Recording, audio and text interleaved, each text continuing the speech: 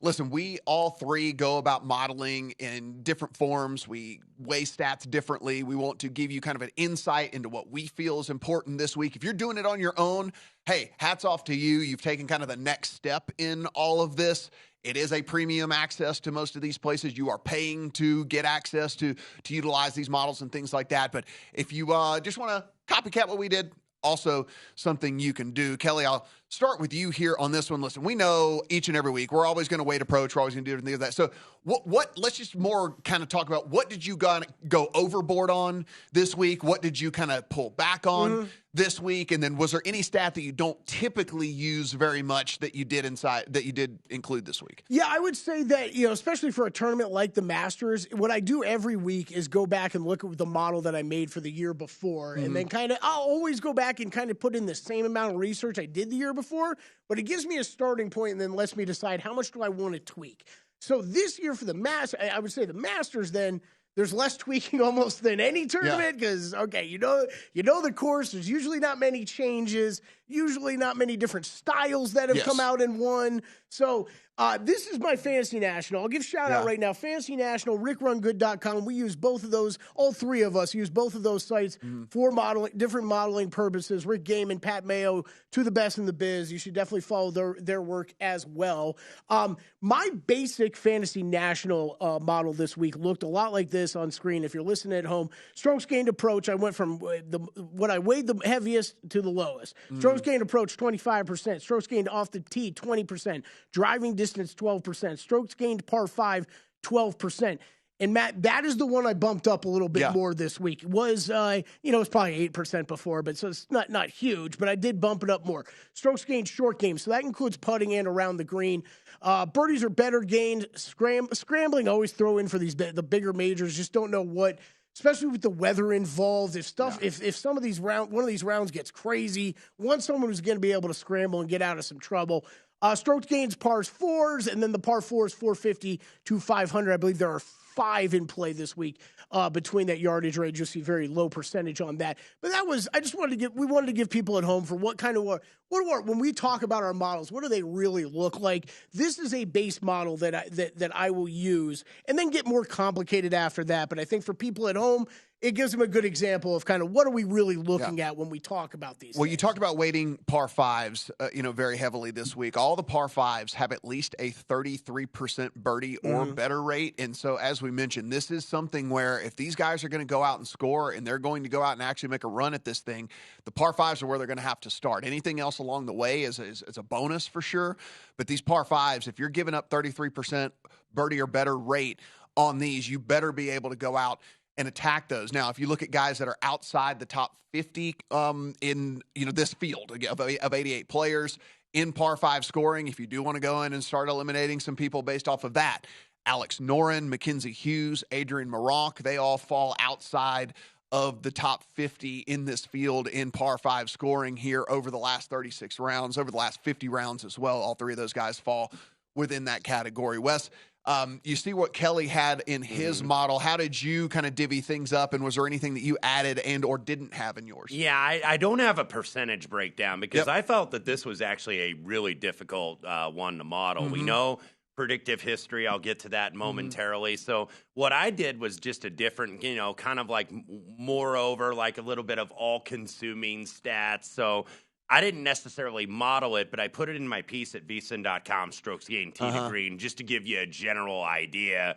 and at least give you a base to work from. But I also used approach. By the way, over the past 8 Masters, the winner has finished first, second, third, first, fifth, fourth, and 6th for approach for that week that they won the Masters. So obviously, iron play is going to be very crucial. And real quick, Wes, I just want to clear something up on mine. That is all just a strictly recent form stat that I'm going model that I'm going off of, right? So that is not incorporating anything from tournament history, course history that we're looking at, which we know is extremely important. Right. And what I did also, the reason why I felt that this was a little bit tough to model, because I used, and Kelley's already mentioned him, our friends of Fantasy National, and also Rick Rungood, Rick Gaiman, who runs that side, regular guest here on VSiN.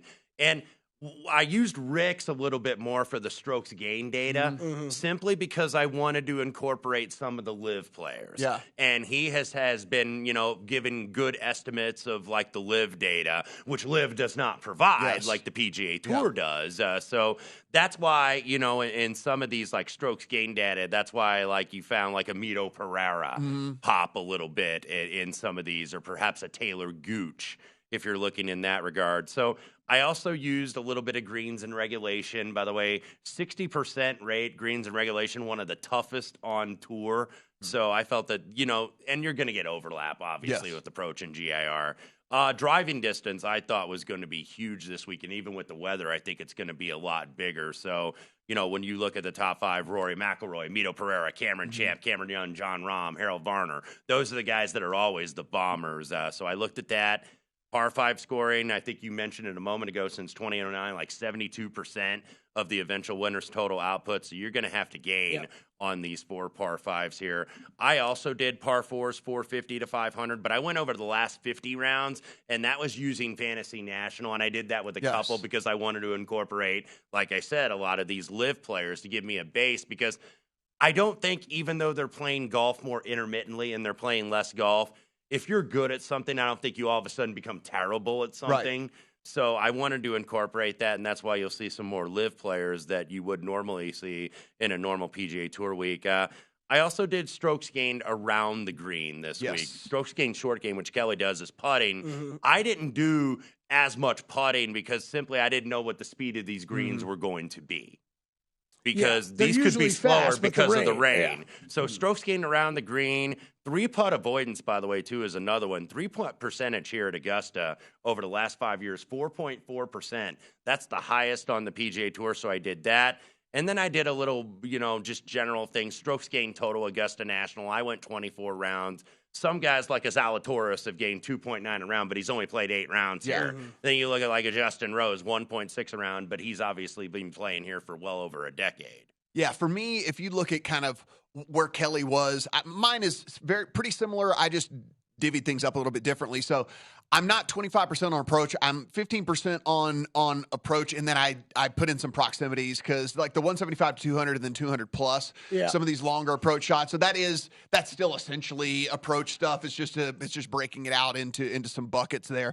I went very heavy on driving distance and very heavy on around the green. So I am much higher than you are on driving distance, and I know you don't have around the green in yours, Wes. You said you did in yours. I have a ton of that, and reason being, if you look at the historic, and anyone's going, what do you mean Matt Brown's talking trends? He hates it. No, in golf, it's different. In golf, it's different. Like in football and basketball and baseball, teams change, the quarterback, all these things change. This isn't 12-2 against the spread on artificial turf after 6 all p.m. Of that stuff. This is the same golf course every single year, and so we can look back at historical data here with all of that. And if you look, last year specifically, whenever, again, this course is evolving a little bit, 20.8% of strokes gained at Augusta last year were around the green. Tour average is 14%. It is 6% higher around the green here. And so simply put, these greens don't hold very well, and you're going to need to be able to get up and down, and you're going to need to avoid, not only the 3 putts and things like that Wes just mentioned, but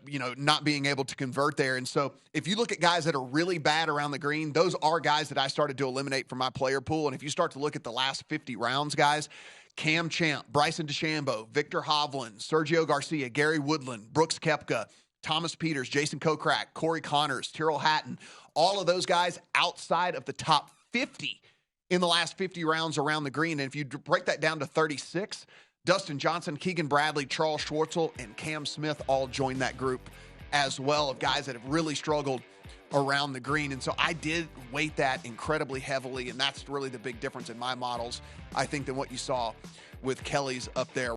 Go to VSiN.com/subscribe to become a VSiN Pro subscriber today.